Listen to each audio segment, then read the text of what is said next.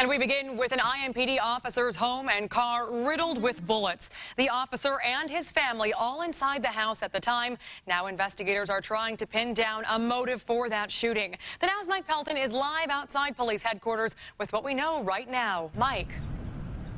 Well, Police Chief Troy Riggs says fortunately the officer, his wife and child are all okay after the shooting, which saw the suspect fire around a dozen shots at the officer's home and squad car.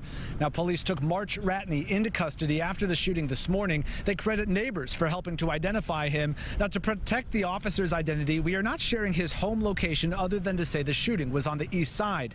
Now, police say Ratney got out of a car after 2 o'clock this morning and yelled obscenities before shooting at the officer's squad car and house. Police say Ratney was wearing a shirt with obscenities toward police on the front and Black Lives Matter on the back. Now, Ratney is on parole and was arrested by the same officer 8 years ago, but police are still trying to find a specific motive. One of the bullets struck near a window that he was sitting behind as he was enjoying his afternoon, so to speak, after working over the night. But it is a line that's crossed, and I think it's the line that everyone in this community can agree that's been crossed. Now, today, police served 4 search warrants in connection to this case, including at the suspect's home on Euclid Avenue. A source tells me they gathered significant evidence. Now, police also say when questioning Ratney, he urinated all over the interview room.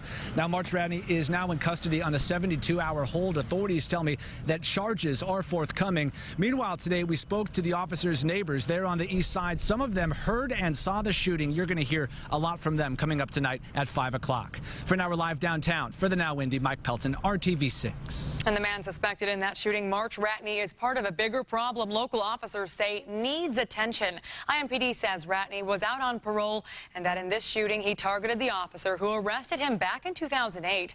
Before this, he had been serving time for battery along with firearm violations. He denies shooting the police officer's home or vehicle. And Ratney has had several run-ins with the law in the last 9 years, including several charges of resisting law enforcement.